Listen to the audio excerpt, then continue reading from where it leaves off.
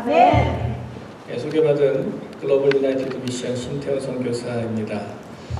지금은 이 선교회 사무총장으로 일을 하고 있지만은 10년 동안 2017년 2월 달까지 제가 요르단에서 선교사로 사역을 했었습니다. 영상을 통해서 제 사역을 잠깐 보셨지만 제 딸아이는 나오지 않았죠. 맨 마지막에 그냥 잠깐 앉아 있었어요. 지금 20살이고요. 우리 혜인이는 20살. 우리 둘째 아들 건우가 자꾸 오빠 같은데 더 크고 등치도 좋고 이제 고등학교 지금 11학년 이렇게 있습니다. 우리 큰딸 아이는 뇌성마비 장애인이에요. 아까 그래서 이라크 그 장애인 란디 입 벌리고 있는 아이 좀 비슷해요. 걔도 침 흘리고 우리 딸도 침 계속 흘리고 기저귀를 계속 갈아줘야 되고 점점 커서 이제는 참 샤워 시키는 것도 아주 힘이 이제 들 정도가 됐습니다. 우리 딸아이의 장애가 한 돌되기 전쯤 발견이 됐어요. 외모는 뭐 다운 신드롬도 아니고 그래서 우리가 몰랐죠. 아기 때는 몰랐는데 제가 군목 첫 번째 이제 훈련을 마치고 해병대에 이제 자대 배치를 딱 받았는데 한 3개월간 떨어져 있다가 우리 딸을 만났는데 아이가 여전히 3개월 전하고 똑같은 거예요. 지금 11개월이 다 돼가는데 여전히 배밀이만 하고 있고 말도 못하고 그래서 애가 좀 늦다라고 하는 것을 저는 이제 오랫동안 떨어져 있다가 만났기 때문에 알았는데 제 아내는 에이 뭐 늦는 아이도 있으니까 하고 그냥 안심하고 있었어요. 근데 주변에 다른 목사님들이 많이 계셨거든요. 그 해병대 해군에 이제 목사님들이 많이 계셔서 선배 목사님들이 다들 자녀를 키워보셨으니까 신 목사님 우리 혜인이가 한번 병원에 가서 검사를 받아보는 게 좋겠다고 그렇게 말씀하세요. 가서 보여줬더니 의사 선생님께서 뇌사진을 한번 좀 찍어보자, MRI 촬영을 해보자 그래요. MRI 뇌사진을 딱 찍고 판독을 하시는데 정말 이런 이야기를 하시더라고요. 엄마를 알아봅니까? 그래서 그럼요, 엄마 잘 알아보죠. 이런 경우라면 얘가 앞으로 혼자 스스로 일어나서 걷기는 어려울 거예요. 보행장애가 있을 거라는 거죠. 그리고 말을 못할 겁니다. 그래서 언어장애, 음식을 못 먹을 겁니다. 섭식 기능장애. 그리고 지능은 아마 1살 수준에서 멈출 겁니다. 그러니까 이게 인지부터 모든 장애가 종합적으로 온 거죠. 하늘이 무너지는 것 같았어요. 이게 무슨 소린가? 이 사람이 그때 제가 포항에 있었으니까요. 역시 포항은 지방이라 안 되나 보다. 그래서 서울에다가 판독을 다시 한번 의뢰를 했습니다. 서울에 있는 고려대병원에도 보냈습니다. 결과는 똑같았습니다. 뇌성마비 발달지체 장애, 코티칼 바일레트럴 페리실비안 신드롬이라고 하는 아주 희귀한 그런 병이 우리 장애죠, 장애. 우리 딸아이가 임신한 그 과정에 아이의 뇌가 형성될 때 이 형성이 잘 안 된 거예요. 이 뇌가 이렇게 주름을 잘 잡지 못하고 디퓨즈를 이루지를 못해서 우리 딸아이의 이제 그런 뇌성마비 장애라고 하는 사실을 이제 깨닫게 됐습니다. 알게 됐습니다. 하나님, 저희는 선교사로 준비하고 가려고 하고 있는데 어떻게 하면 좋습니까? 하나님, 우리 딸아이를 살려주십시오. 회복시켜 주십시오. 하고 그때 이제 군인교회 강단에다 우리 딸아이를 눕혀놓고 매일 밤 그렇게 우리가 작정 기도를 했죠. 그러면서 기도하면서 침묵하시는 그런 하나님에 대해서 제 아내는 많이 낙심하게 되고 상심하게 되고 정말 하나님께 실망하게 되고 저는 또 그 당시 군목으로 또 파송을 받았기 때문에 나가서 전도하는 것이 저의 사역이었잖아요. 군인들 만나는 것이 저의 사역이었기 때문에 내가 여기서 마귀한테 질 수 없다라고 하는 어떤 오기가 생겨서 아내는 굉장히 우리 딸아이를 안고 너무 우울해하고 집에서 이제 힘들어하는 모습을 보니까 제가 집에 들어가기가 싫은 거예요. 그래서 저희는요, 군목은 나가면 전도할 일이 항상 있어요. 우리 그 흥해, 포항 흥해 우리 꼬리 부분, 우리 그 꼬리 부분에 117km에 우리 해병대 소초, 분초 또 중대들이 쫙 있습니다. 그 우리 포항 이 동해 지역을 지키고 있는 우리 해병대 대원들을 만나러 가는 거죠. 군종병한테 오늘도 초코파이랑 커피랑 또 온차랑 이런 거 챙겨가지고 가자.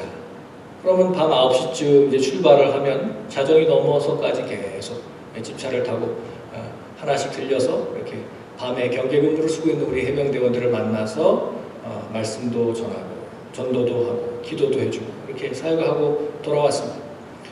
그런 사역을 하다 보니까 저는 점점 일 중독이 되고 제 아내는 혼자서 두고지도 않는 남편 때문에 혼자서 딸아이 안고 굉장히 외로운 그런 또 힘든 영혼의 아주 깊고 어두운 밤을 지나고 있었습니다.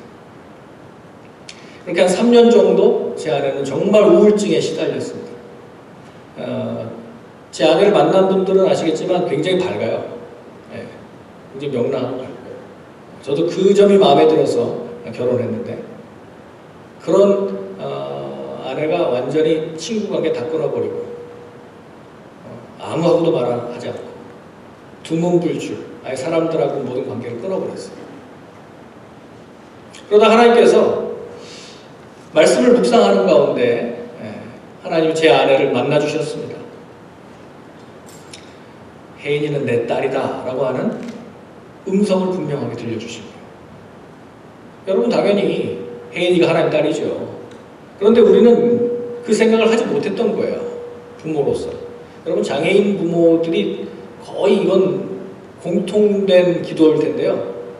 장애인 부모들은 어떻게 기도하냐면요. 하나님 우리 딸보다 제가 단 하루라도 더 살게 해주세요. 끝까지 우리가 돌보아야 된다는 책임감 때문에 그럴 겁니다. 그런데 하나님께서 혜인이가 내 딸이다 라고 하는 음성을 들려주신 것은 혜인이는 내가 책임져. 너희들의 짐이 아니야.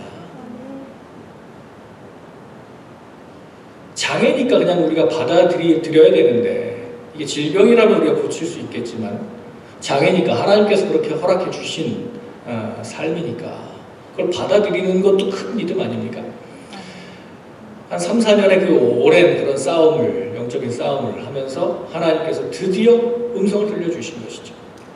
그러면서 제 아내가 목회자 복음학교, 김용희 선교사님 그 복음학교를 이제 갔을 때 말씀을 듣는 중에 환상을 보게 된 거예요. 주님께서 제 아내 앞으로 이렇게 걸어오시는데 그때 아무 말 하지는 않았지만 안고 있던 우리 혜인이를 이렇게 주님 앞에 내미니까 혜인이로 인해서 주님이 눈을 볼 수 없었어요. 근데 주님이 아무 소리 하지 않으시고 우리 딸아이를 이렇게 안으시는 거예요. 그러자 비로소 제 아내의 눈과 주님의 눈이 마주쳤습니다. 아, 내 십자가는 혜인이가 아니구나. 너는 너의 십자가를 지고 나를 따르라 하시는 그 주님의 말씀을 깨닫고 제 아내가 거기서 결단을 했습니다. 예, 주님 제가 결혼하기 전에 남편과 약속한 대로 선교사로 헌신하겠습니다. 그것을 80명의 목회자 부부들 앞에서 제 아내가 간증을 하는 거예요. 할렐루야. 제가 그래서 곧바로 뛰어나가서 제가 간증을 또 했어요. 제 아내에게 하나님께서 만나주시기를, 말씀해 주시기를 제가 6년 동안 기도했는데 드디어 하나님께서 음성을 주셨습니다. 전 더 이상 군종 목사로 남아있을 이유가 없습니다.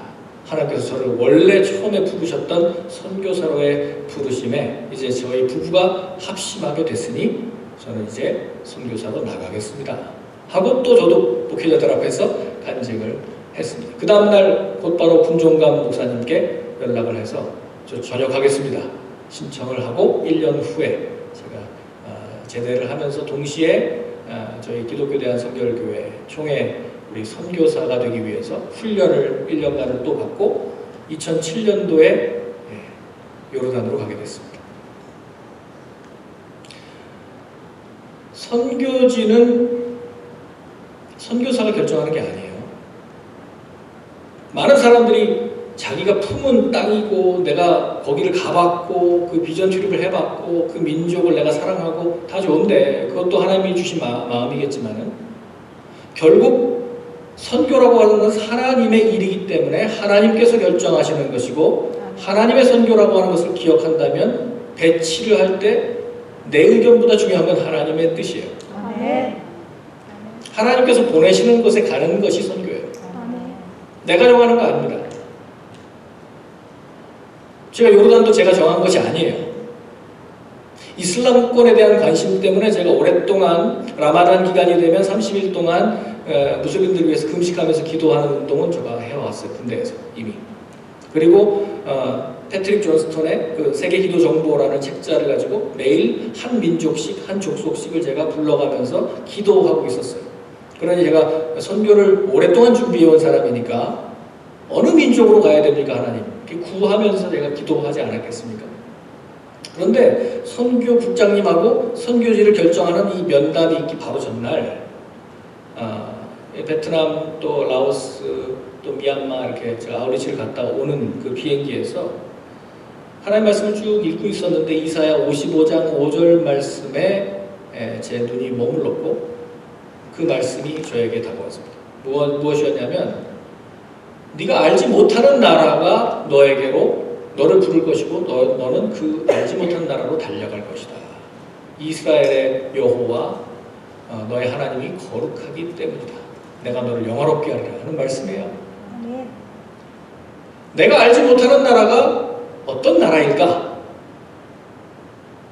거의 다 아는데 기도했는데 거의 다 모든 나라들을 특별히 이슬람권을 놓고 제가 굉장히 많이 기도를 했거든요.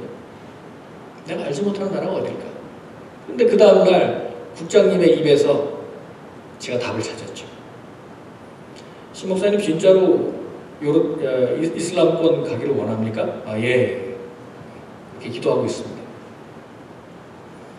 내가 이번에 우리 훈련을 받는 15가정 중에 목사님 가정을 때문에 내가 어제 밤새 잠을 못 잤어요. 왜 그러세요?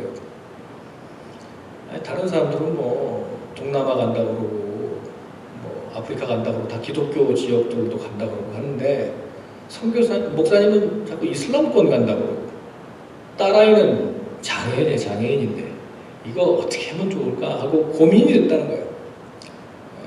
국장님이니까 당연히 고민을 하시겠죠. 정말로 이슬람권 가길 원해요? 네. 그랬더니 그래요. 이집트는 우리 교단 선교사님들이 벌써 4가정이 있어요. 근데 요르단이 아직 없네. 요르단 어때요? 그렇게 말씀하시는데 요르단? 여러분 요르단이 사실은 상당히 개방적인 나라고 미국하고도 친하고 그래서 많은 사람들이 요르단은 익히 알고 있습니다. 근데 저는 오히려 선교를 준비하는 사람이기 때문에 이란, 사우디아라비아, 리비아, 이라크, 시리아 막 이런 나라들을 제가 놓고 기도하고 있었거든요. 그러니까 상대적으로 좀 더 센 나라들을 생각하고 있었거든요. 그래서 제가 해병대 출신이잖아요.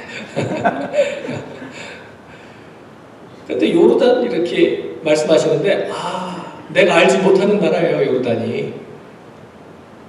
이 나라를 하나님이 가라고 말씀하시는 게 맞구나. 네가 알지 못하는 나라가 너를 부를 거야. 이사야 55장 5절 말씀을 통해서 제가 이 말씀하시려고 그러셨구나 하는 걸 깨닫고 알겠습니다. 그러면 제가 요르단 가겠습니다. 그렇게 결정한 거예요. 이게 제가 군목으로 6년 근무하면서 배운 훈련이었습니다. 여러분 군인들은요 자대를 배치할 때 너 거기 갈래? 하고 설득하지 않습니다. 그냥 해군 참모총장령으로 대위 신태훈 2001년 6월 30일부로 해병대 2사단 군종 실장에서 해병대 해군 군수사령부 군종실장으로 부임을 명함. 해군 참모총장 대장 누구 이거 한 장 딱 받잖아요. 이게 인사명령서예요. 인사명령서를 한 장 딱 받으면 하늘이 두 쪽이 나는 한이 있어도 6월 30일부로 필승 신고합니다. 대외 신태우는 부임을 명받았습니다. 이에 신고합니다. 필승. 여러분 이게 군인이에요. 아직 이사갈 준비가 안 됐는데 그건 개인 사정이고, 예, 대부분 그래서 이사가 좀 늦어요. 이사 오기 전에 먼저 가서 저는 부임 신고하는 거예요. 우리가 그리스도의 군사라고 말할 때 사사로운 것에 얽매이지 않는다라고 하는 특징이 있는 거예요.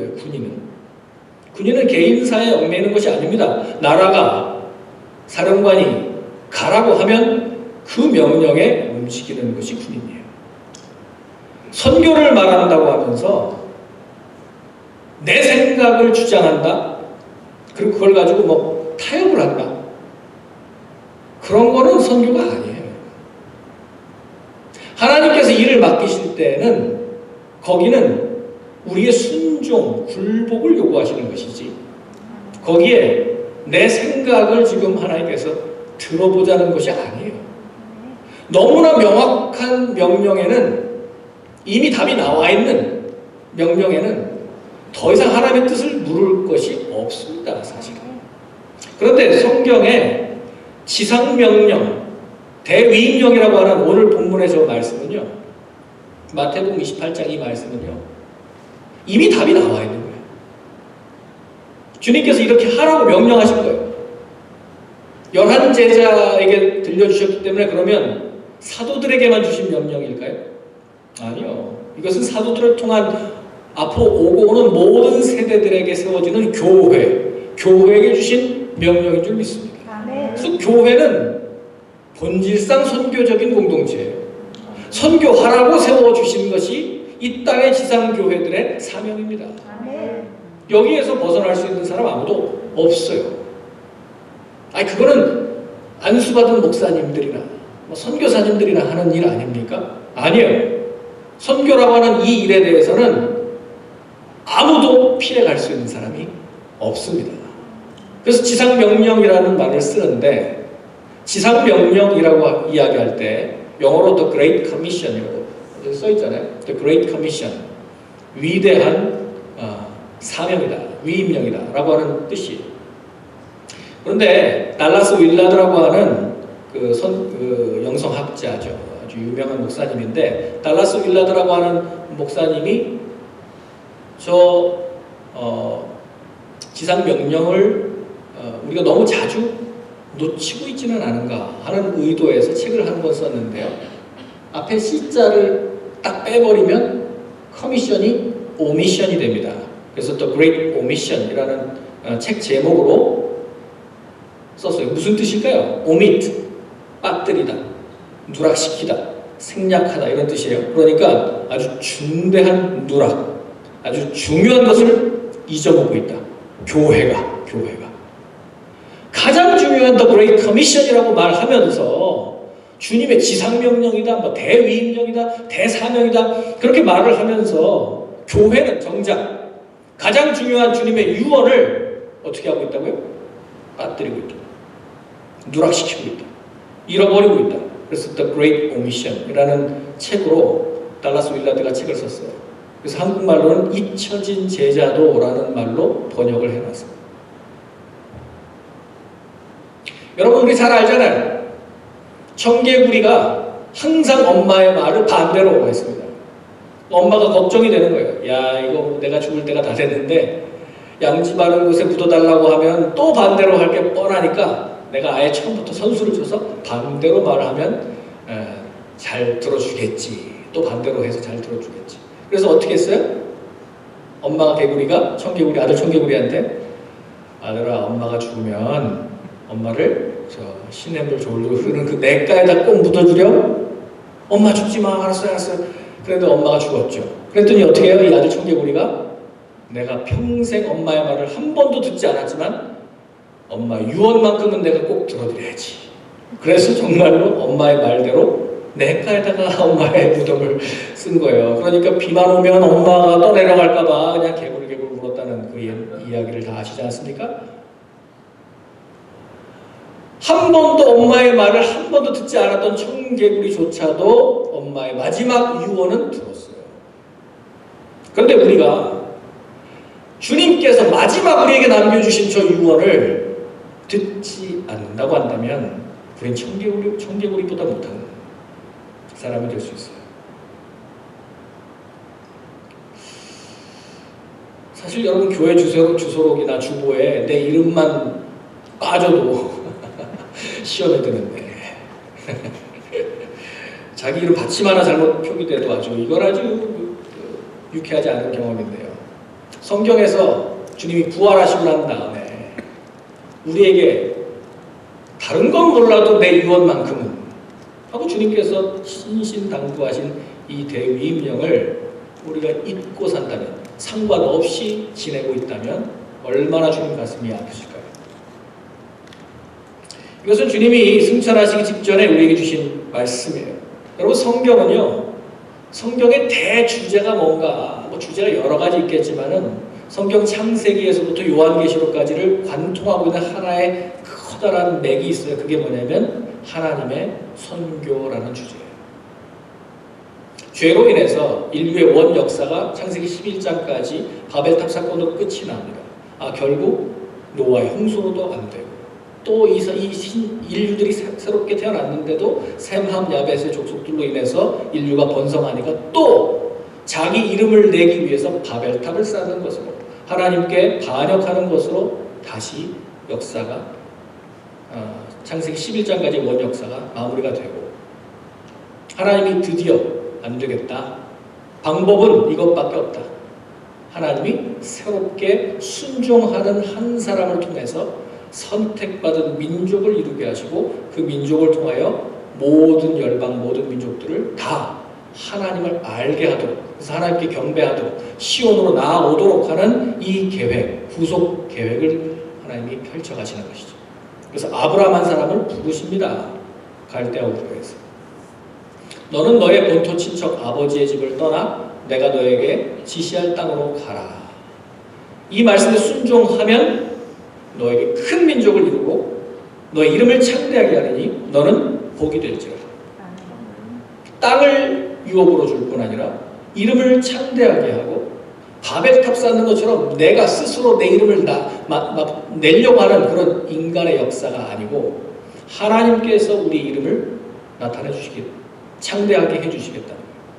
땅도 내가 확보하려고 하는 전쟁을 통한, 아니면 어떤 수단과 방법을 가리지 않고 뺏는 것이 아니고 하나님께서 허락해 주시는 땅.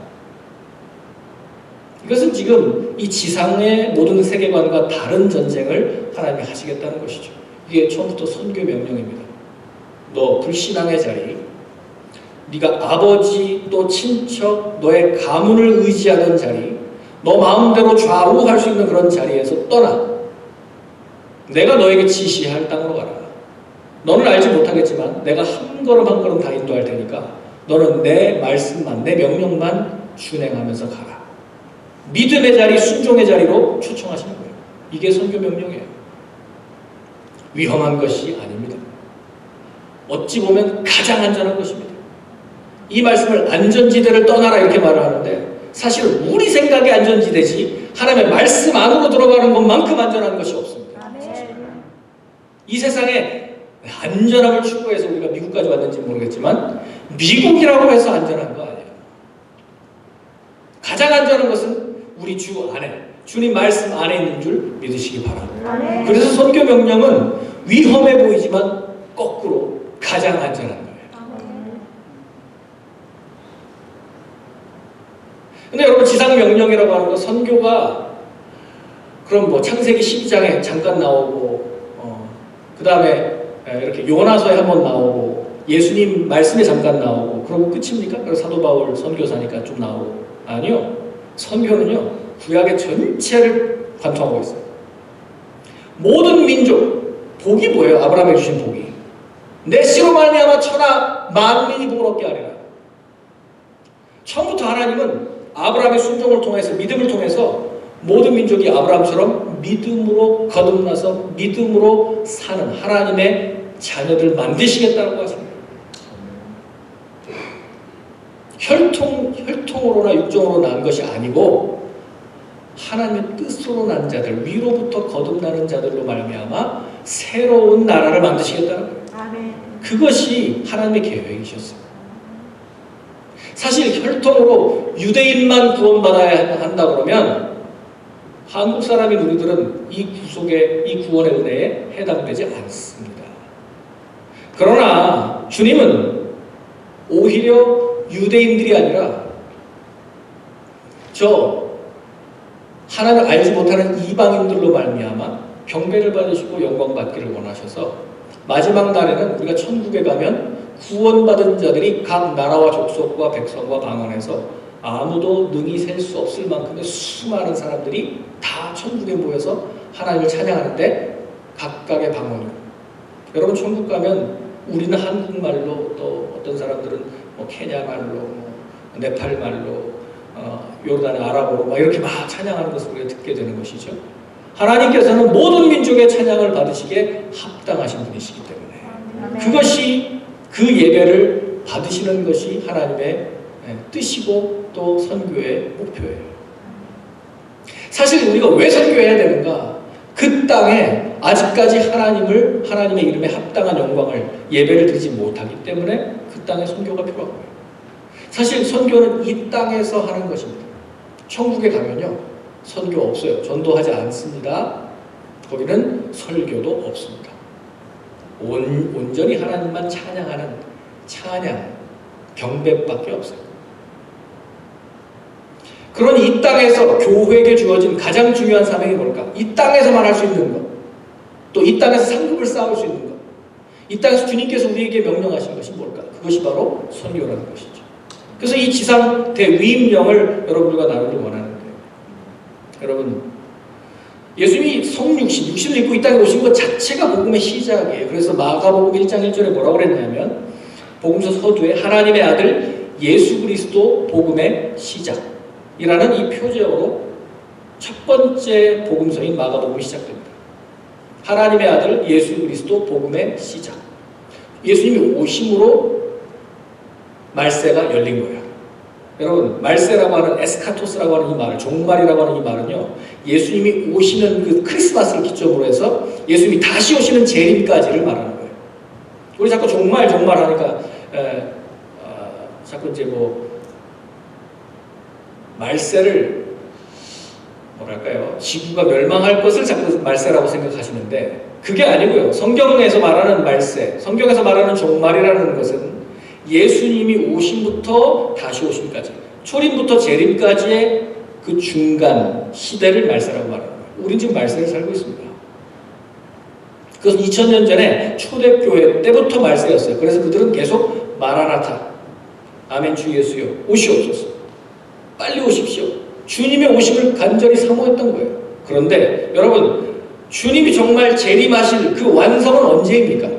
때와 시기는 우리가 알 수 없어요. 그러나 분명하게 말세가 언제다라고 말씀하신 적이 있어요. 마태복음 24장 14절 말씀에, 마태복음 24장에는 뭐 전쟁, 기근, 뭐 지금 이런 코로나 바이러스 같이 막 이런 유행성 전염병 여러 가지가 지금 많은 그 징조들이 나타나겠지만 아직 끝은 아니니라 계속 그러시다가 the end will come, 끝이 오리라 그런 말씀하신 적이 있어요. 뭡니까? 마태복음 24장 14절 말씀은 이 천국 복음이 모든 민족에게 증언되기 위하여 온 세상에 전파되리니 그제야 끝이 오리라. 여러분 언제 끝이 온다고요? 천국 복음이 모든 민족, 모든 족속에게 다 전파되는 그날 주님이 다시 오실 수 있다고요. 그래서 종말은 언제? 선교적인 종말이에요. 우리가 선교에 순종하면 종말이 와요. 예수님이 오세요. 말로는 마라나타 찬양하면서 선교하지 않고 있다? 전도하지 않고 있다? 타민족에게 접근하지 않고 있다? 우리는, 한국 사람은 우리는 지금 예수 믿어서 좋은데 예수 안 믿는 사람들에 대해서 아무 일을 하고 있지 않다? 그러면 우리는 지금 이율배반적으로 사는 거예요. 말은 마라나타라고 말하면서, 주님 오시라고 말하면서 실제로 주님 오실 수 있는 일은 아무도 안 하고 있잖아요. 주님이 오실 조건은 유일합니다. 선교가 완성되는 날 끝이 오리라 말씀하셨기 때문에요. 그래서 우리는 이 말씀에서 자유로울 수 없다는 것이죠. 여러분 지상명령은요 오늘 읽은 지금 마태복음 28장에만 나오는 게 아니에요. 사실은 모든 복음서, 사복음서에 다 나와요. 마가복음에는 어떻게 나오느냐면요, 복음이 전해질 영역을 강조합니다. 너희는 온 천하에 다니며 만민에게 복음을 전파하라 그랬잖아요. 온 천하, 하나도 빼놓지 말라는 거예요. 만민, 천하 만민, 처음부터 아브라함 때부터 하나님의 염두에 둔 사람들은 온 천하 모든 만민이에요. 한 민족도 빼놓지 마라 하는 겁니다. 누가복음의 그 지상명령은요, 복음의 내용을 담고 있습니다. 누가복음 24장에 보면 이렇게 나와 있어요. 이같이 그리스도가 고난을 받고 제3일에 죽은 자 가운데서 살아날 것과 주님의 고난과 부활, 그리고 그의 이름으로 죄사함을 받게 하는 회개가 예루살렘에서 시작하여 모든 족속에게 전파될 것이 기록되었으니 너희는 이 모든 일의 증인이라. 누가복음의 대비명이 뭐라고 나와 있냐면, 우리가 복음을 증거할 메시지. 그 메시지가 뭐예요? 예수님의 고난과 부활을 전하는 거예요. 그 부활의 증인이 되는 거예요. 그리고 그의 이름으로 죄사함을 받게 하는 회개가 예루살렘에서 시작하여 모든 족속에게 전파될 것이 기록되었다. 그러니까 세계 선교. 주님은 계속 복음의 메시지를 증거하는데 이것이 온 모든 땅의 모든 족속에게까지 전파되어야 된다. 세계 선교를 우리에게 명하고 있어요.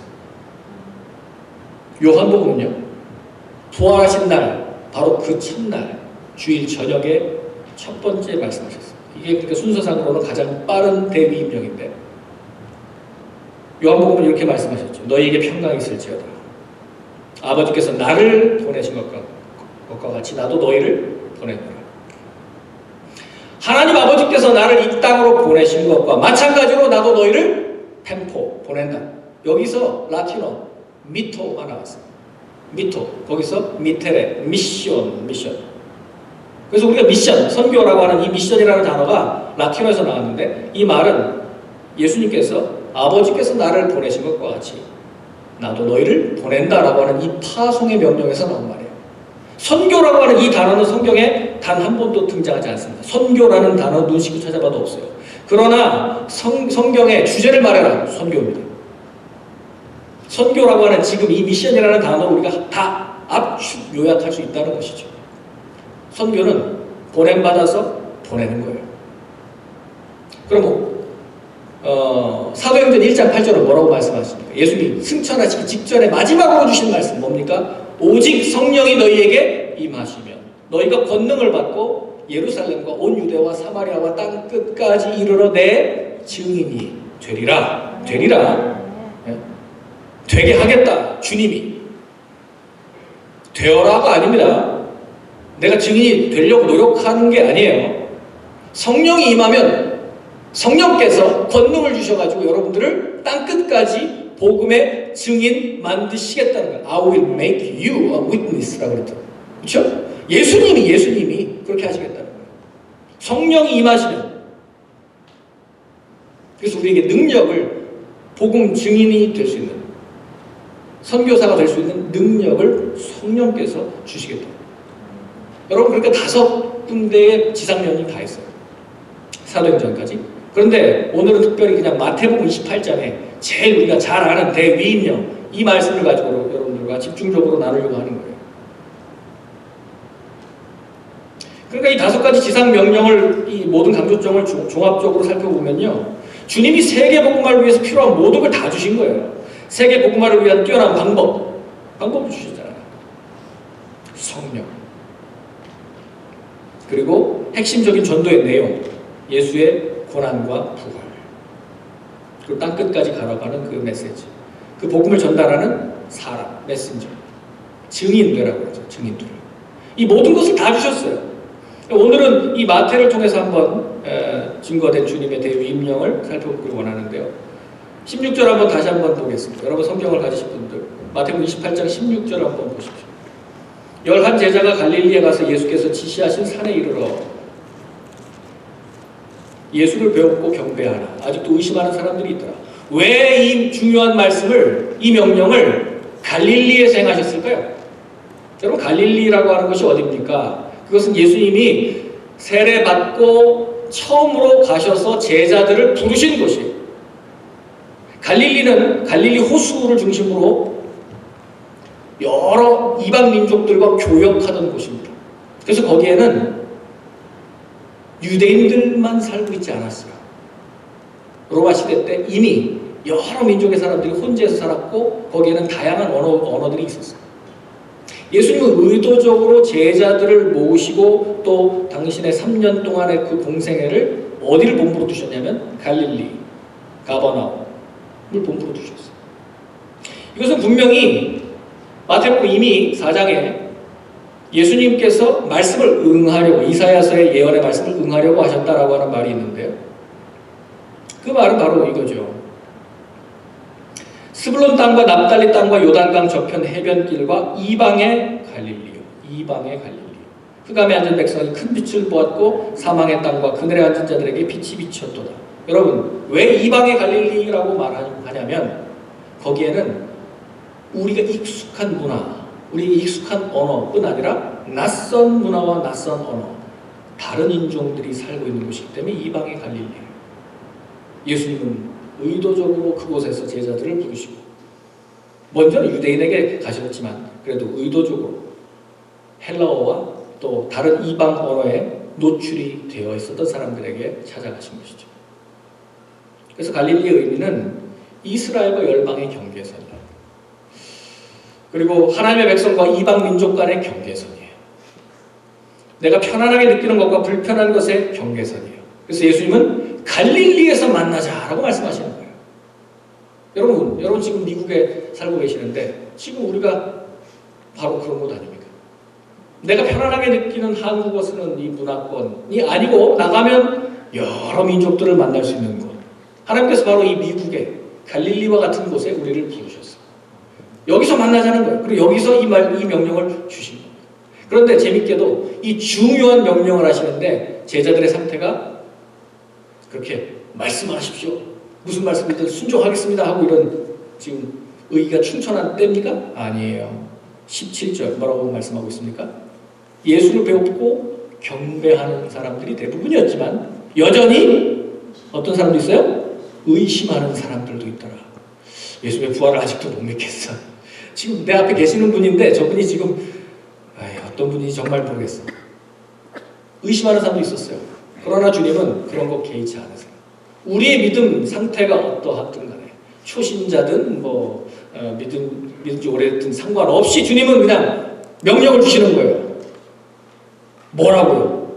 나에게 권위를 주셨다. 하나님께서 하늘과 땅의 모든 권세를 내게 주셨다.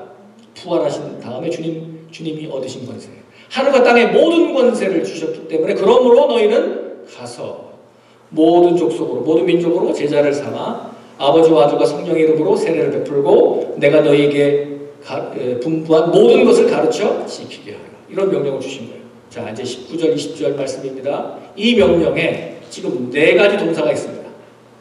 그 4가지 동사를 한번 찾아보세요. 이거 아주 중요한 대위임령이니까 우리가 좀 한번 살펴보자는 거예요. 여러분들이 오늘 이 설교를 듣고 난 다음에는 여러분들이 대위임령에 대해서는 더 이상 이제 혼돈이 없기를 바라는 마음에서 이 말씀을 드립니다. 19절 20절에 이 동사 4가지를 한번 찾아보세요. 첫 번째 뭡니까? 가라. 두 번째는요? 제자 삼으라. 세 번째는요? 동사. 세례를 베풀라. 네 번째는요? 20절에 가르쳐라. 가르쳐 지키게 하라. 가르쳐라. 자, 보세요. 첫 번째 동사 뭐예요? 가라. 두 번째 동사는요? 제자를 삼아라. 세 번째는요? 세례를 베풀어라. 네 번째는? 가르쳐라. 오케이. 그럼 4가지 동사가 나왔어요. 명령의 4가지 얘기가 나왔어요. 그럼 주님께서 정말 하고 싶어 하시는 핵심 명령은 뭘까요? 가장 여기서 중요한 본동사가 뭘까요? 뭘까요? 여러분이 생각할 때 주님이 이거 하라고 그러시는 거구나. 이 4가지 동사 중에 뭐가 그러면 지상명령의 포인트입니까? 네? 역시 우리 갈보리 순복음교회 대단합니다. 단번에 나오네요, 이 답이. 다른 교회 가면 대부분 가라 그래, 가라. 물론 가라가 중요하죠. 가야 뭐가 되니까. 가야 중요한데 제자를 삼으라가 핵심 명령입니다. 역시 우리 백목사님한테 잘 배우셨네. 네.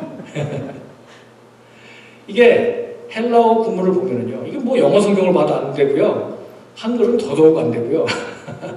이 뜻을 알 수가 없어요. 그런데 헬라어 원문을 가만히 보면 가라라고 하는 말은 포리우센테스라고 하는 말이고요. 그 다음에 제자를 삼으라, 마세튜사테라는 단어고요. 세례를 베풀라, 밥티존테스라는 단어를 썼고, 가르치라, 디다스콘테스라는 단어를 썼습니다. 아이고 갑자기 이게 무슨 말인가. 여러분들한테 헬라어 하라는 말이 아니고요. 지금 제가 4개 동사를 다 헬라어로 발음을 했는데 다 온테스로 끝나는 게 3가지가 있었죠. 포리우센테스, 가서, 밥티존테스, 세례를 베풀고, 디다스콘테스, 가르쳐라. 이 3개는 그러니까 문법적으로 같아요. 현재 분사. 네. 텐스는 아우리스트 텐스라고 우리 목사님한테 앞으로 여쭤보시고, 부정과거. 계속 똑같이 해야 된다는 거예요. 가면서 세례를 베풀므로써, 가르침으로써. 뭘 하라고요? 궁극적으로는 본동사 마세튜사테, 판타타 에스네. 모든 민족을 제자 삼는 것이 바로 주님의 명령이에요. 모든 민족을 제자 삼으라. 모든 족속을 제자 삼으라. 제자 삼으라라고 하는 이 본 명령을 하시기 위해서, 그러니까 가라는 거예요. 제자 삼으려면 오기를 기다리지 말고 믿지 않는 그 민족에게 가라는 거예요. 제자 삼기 위해서는 그 사람에게 세례를 베풀어서 루비콘 강을 건너오라는 거예요. 이전 것을 완전히 끊어버리고, 할례 받듯이 이전 것을 완전히 끊어버리고 이제 새 사람으로 들어오게 만들라는 거예요. 그래야 제자가 시작되니까. 그리고 가르치라는 거예요. 성경 전체를 주님께서 가르치신 대로 너희가 나에게 이 말씀 배우고 듣고 본 것처럼 이 말씀을 똑같이 그 사람에게도 가르쳐라. 뭐 하도록? 지키도록.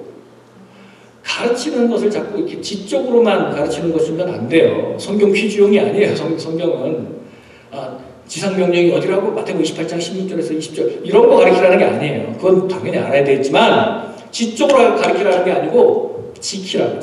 그 말씀 그대로 지키라고.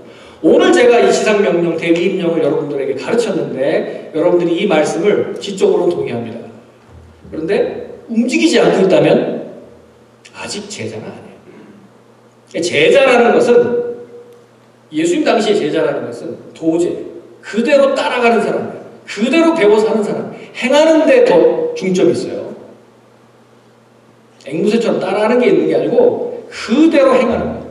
말씀하신 그대로 예수님처럼 하는 거예요. 이게 제자예요. 여러분들에게 제자 삼으라라고 하는 말씀은 먼저 그렇게 여러분들이 제자가 되라는 말씀이고, 제자가 되었으면 여러분들이 지금 내가 예수를 따르는 제자인 것처럼 내가 만나는 사람에게 당신도 예수를 믿으시고 당신도 나처럼 예수의 제자가 되었으면 좋겠습니다 라고 만드는 거예요. 이게 예수님의 지상명령 대위임령이에요. 오늘 핵심 골자는 여러분들에게 다 말씀드렸어요. 제가 요르단에서 10년간 했던 사역이 뭔지 아세요?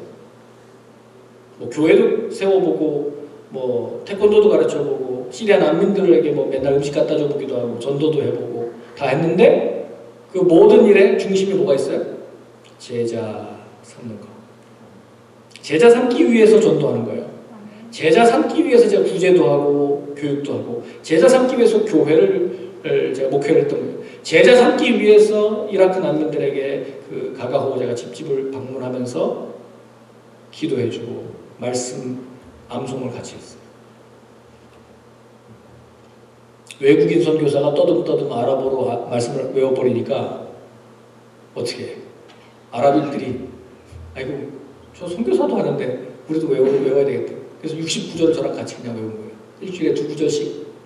내비게 69절이잖아요. 일주일에 2구절씩만 나랑 외웁시다. 딴 건 제가 더 이상 원하지 않습니다. 딱 2구절. 제가 뭐 설교를 잘할 그런 아랍어로 그렇게 할 수 있는 능력은 안 되고 2구절만 나랑 같이 외웁시다. 이렇게 한 24구절 정도 외우니까 제가 뭐라고 한 것도 없는데 이분들이 뭐라 그러냐면 선교사님 이제 전도할 수 있을 것 같아요. 여러분도 한번 24구절까지만 가면 거의 전도할걸요? 내가 왜 지금 전도를 못하고 있나? 말씀이 내 안에 없어서 그래요. 말씀이. 가르쳐 지키게 하라. 말씀이 내 안에 있으면 제자가 되죠. 누구든지 내 말이 고하면 참 내 제자가 되고 진리가 너희를 자유케 하리라 그러셨어요. 요즘 성도들이 성경맹이 참 많아요. 성경에 무지한 사람이 많아요. 우리가 제자가 되기 위해서는 다른 것에서는 올 수 없어요. 성경. 하나님의 말씀을 읽고 묵상하고 암송하는 것, 이 방법밖에 없어요. 그래서 여러분 안에 말씀이 충만하면 그것이 곧 성령 충만한 것이고, 말씀이 충만하면 여러분들을 푹 찌르면 말씀이 튀어나오는 거예요. 그 말씀 누구 건데? 하나님의 말씀, 예수 그리스도예요. 예수 그리스도. 내가 예수의 제자가 되었다라고 말하면서 입만 열면 하나님의 말씀이 나오질 않고, 입만 열면 내 생각, 내 불평, 어떤 내 소원, 이것만 나오면 그거는 아직은 예수 제자라고 할 수 없어요. 여러분, 다 설명하지는 않겠지만 가셔야 됩니다. 가기 위해서는 결단하려고 하는 굴복하는 마음이 있어야 됩니다. 아브라함에게 너의 본토 친척 아비 집을 떠나, 내가 내게 지시할 땅으로 가라, 떠나 가라 라고 하신 이 말씀에 아브라함이 굴복했어요. 여호와의 말씀을 쫓아갔고, 여러분 이것이 갈 수 있는 마음이에요. 주님도 하늘 보좌를 버리고 하나님께서 가라고 하시니까 주님도 선교사로 이 땅으로 보냄을 받아 오셨어요. 주님이 최초의 선교사예요. 그리고 우리에게 보내시는 거예요. 가라고. 우리가 예수님을 닮았다라고 하면 예수님이 그렇게 순종하신 것처럼 우리도 순종해서 가는 겁니다. 익숙하지 않은 곳이라 할지라도, 타민족에게라도 어떻게 해야 될지 모르겠는데 주님, 저 말도 모르고, 그래도 가는 겁니다. 그 사람에게 가지 않는 이상 제자는 어떻게 삼아요? 근데 가면 순종하는 그 마음에 하나님께서 성령으로 함께 해주셔서 여러분들에게 증인 삼아 주시겠다고 하신 거 아니에요. 세례를 베풀라고 그랬잖아요. 세례를 베풀라고. 끊으라는 거예요. 예수의 죽음과 합하여 함께 죽고 예수의 부활과 합하여 함께 사는 것이 세례입니다. 세례라는 건 그런 거예요. 완전히 물속에 잠겼다가 다시 나오는 거니까. 제가 해군 군목으로 있을 때 구전단에 잠수함 전단이 있어요. 우리 교회는 잠수함 전단에 장교들이 많이 있었어요. 한 달간 잠항을 이제 떠나면 함장님이 그렇게 저한테 말합니다. 목사님 기도해 주세요. 우리 대원들하고 합동 세례하고 오겠습니다. 무슨 말인지 아세요? 물속으로 전원이 잠항. 그랬다 30일 후에 부상. 구전단 앞에 이런 시내에 이런 표가 있어요. 우리는 100번 잠항하면 100번 부상한다. 별로 비장하게 들리지 않으실지 모르겠지만 전 세계에서 단 한 번도 물속에 잠겨서 다시 떠오르지 못했던 일이 없는, 그러니까 안전사고가 단 한 번도 일어나지 않았던 유일한 해군이 바로 대한민국 해군입니다. 100번 잠항하면 100번 부상해요. 100번 잠항했는데 99번은 일어났는데 한 번 못 일어났다. 그건 대형사고예요. 다 죽은 거예요. 그렇죠? 여러분, 물속에 잠기는 게 뭡니까? 죽음이에요. 죽음. 세례를 우리가 물속에 잠긴다는 건 예수의 죽음과 함께 내 옛사람도 죽었다는 거예요. 제자는 옛사람이 죽어야 가능한 거예요. 그리고 예수의 부활과 함께 다시 살아나는 거, 이게 새 사람입니다. 그런즉 누구든지 그리스도 안에 있으면 새로운 피조물이라. 이전 것은 지나갔으니 보라 새 것이 되었도다. 뉴 크리에이션. 이제 제자 시작. 그리고 가르쳐 지키게 하라. 주님께서 우리에게 주신 말씀 가르쳐 지키게 하라. 그런데 주님은 이렇게 오합지졸 같은 제자들에게 바로 며칠 전에 계집종 앞에서 부인하고 저주하면서 나는 그분을 모른다 하고 부인했던 베드로 같은 사람들에게, 그리고 여전히 의심하는 제자들 앞에서 주님은 뭘 믿고 이렇게 위대한 부탁을, 위임을 하셨을까요? 그 40일 동안 함께 계셨지만 항상 같이 있었던 것도 아니고 간혹가다 밥 먹고 그냥 조금 말씀 나누고, 그리고 이제 또 떠나시는데 그럼 뭘 믿고 주님은 우리에게 내가 너희와 항상 함께 있으리라 말씀하셨을까요? 뭐예요? 성령이죠. 성령. 열흘 후에 오시고 오순절에 임하신 바로 그 성령이 임하시니까 저들이 권능받고 예수의 증인 된 것 아닙니까? 그 전에 그렇게 두려워 떨던 사람들이 이제 성령 받으니까 담대하게 3,000명 5,000명 앞에 나가서 예수께서 너희들이 십자가 못 박은 바로 그 예수를 하나님이 살리셨도다, 우리가 이 일의 증인이라 라고 말하면서 사람들에게 담대하게 복음을 증거한 것 아닙니까? 우리도 제자들과 똑같아요. 지금 상태로는 어림도 없는 것 같아 보이지만 성령께서 임하시면 너희와 항상 함께 있으리라고 하신 그 성령이 우리에게 권능을 주시고 여러분들을 증인 삼아 주실 줄로 믿습니다. 아멘. 주님은 하늘과 땅의 모든 권세를 가지고 우리에게 그 권위로 명령하셨습니다. 또 가서 모든 민족을 제자 삼으라고 우리에게 명령하셨습니다. 그리고 이 명령을 이룰 수 있도록 내가 세상 끝날까지 너희와 항상 함께 있으리라 약속해 주셨습니다. 아멘. 그것은 바로 보혜사 성령을 보내주시겠다는 것이고 이미 그 성령 우리 안에 거하시는 줄 믿습니다. 아멘. 사랑하는 우리 성도 여러분, 하나님께서 주신 이 지상 대명령, 대위임령, 이 말씀을 따라 순종하셔서 여러분들이 있는 곳에서, 이 갈릴리 같은 이곳에서 복음으로 또 선교적인 삶을 살아 여러분들이 보내시든지 가시든지 기도로 중보를 하시든지 어찌되었건 실제로 내 삶에서 단 한 영혼 한 영혼에게라도 내가 찾아가서 그들을 예수 믿게 하는 일에 쓰임받는 저와 여러분들의 삶이 되시기를 축원합니다. 기도하겠습니다. 제가 우리 말씀을 들은 대로 하나님, 저도 이 복음에 순종하며 이 주님이 맡기신 제자 삼는 일에 제 모든 삶을 제가 걸고 주님 가장 원하시는 유언에 제가 순종하는 삶 살기를 원하오니 주님 이 능력을 허락해 주옵소서. 제가 제자 되기를 원하고 제가 제자 삼기를 원합니다. 우리 합심하여 1분간 통성으로 기도하겠습니다. 주여, 거룩하신 아버지 하나님, 오늘 우리에게 주신 말씀을 따라서 우리가 순종하며 나가기를 원합니다.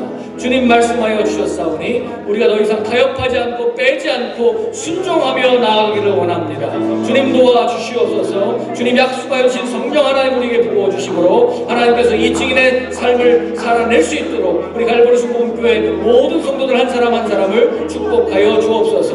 우리 목사님을 통하여서 우리가 제자 훈련 받는 것처럼 우리도 또 다른 사람을 제자 삼는 일에 쓰임받는 우리 모두가 될 수 있도록 주여 역사하여 주시옵소서. 할렐루야. 좋으신 아버지 하나님, 선교하시는 하나님을 찬양합니다.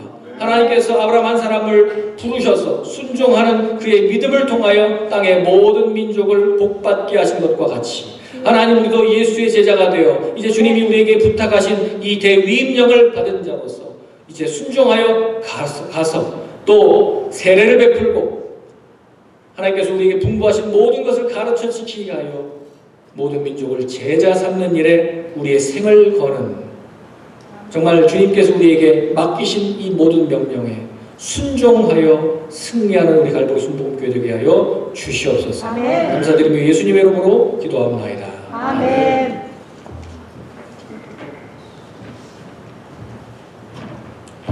귀한 말씀 은혜 충만케 해주신 줄로 믿습니다. 아멘. 우리 한 번 더 잠깐 기도하겠습니다. 기도할 때요, 우리가 지금 두 교회를 섬기고 있는데 아프리카 케냐 김정호 선교사님, 또 네팔 포카라의 윤요한 선교사님 섬기고 있는데 두 선교지를 놓고 함께 우리가 기도했으면 좋겠습니다.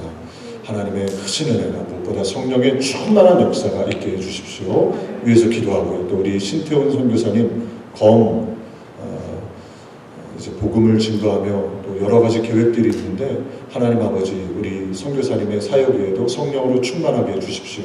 또 우리 각자 기도 제목을 놓고 말씀에 더욱더 우리가 순종하게 해주옵소서. 우리 짧게 한 1, 2분 정도만 함께 또 다시 한번 기도하는 시간 갖겠습니다. 함께 기도하겠습니다. 좋으신 하나님 아버지 주 이름을 찬양합니다. 우리를 부르시고 함께 귀한 말씀 나누게 하신 것 감사를 드립니다. 하나님 아버지 우리가 예수님의 명령 앞에 순종하길 원합니다. 복종하길 원합니다. 편한 것만이 아니라 익숙한 것만이 아니라 하나님 아버지 불편하고 또 하나님 아버지 알지 못하는 것이라 할지라도 하나님 우리가 있는 이 갈릴리에서 복음을 증거하길 원합니다. 하나님 선교를 감당하길 원합니다. 가라 하신 대로 갈 수 있도록 우리 가운데 성령을 부어 주옵소서, 능력을 부어 주옵소서. 하나님 아버지 우리가 제자 삼길 원합니다. 우리의 삶의 자리에서 제자 삼을 수 있도록 역사해 주시고 하나님 아버지 어찌하든지 침례를 세례를 베풀며 하나님 가르쳐 지키게 할 수 있도록 인도해 주옵소서. 아프리카 케냐 김종호 선교사님 또 하나님 아버지 네팔 포카라 윤유한 선교사님 성령의 능력으로 함께 해주시고 우리 신태훈 선교사님 사역 위에도 검 사역 위에도 하나님의 크신 은혜가 성령의 능력이 임하게 해주셔서 하나님의 나라가 크게 확장될 수 있도록 은혜 베풀어 주옵소서. 우리 교우들 여러가지 기도 제목이 있습니다. 하나님 아버지 주님께서 모든 일을 통해 하나님 환섭해 주셔서 간증의 제목이 되게 해주시고 우리 선교사님의 사역을 통해 삶을 통해 드러나신 하나님 우리의 삶 속에도 어려움이 있다 할지라도 낙심하지 아니하고 그 일을 통해 하나님께서 은혜 베푸실 것을 믿습니다. 주의 이름을 찬양합니다. 예수님의 이름으로 기도하옵나이다. 아멘. 하나님께서 우리 기도 응답하심을 믿습니다. 우리 하나님 앞에 영광의 박수 올려드리겠습니다.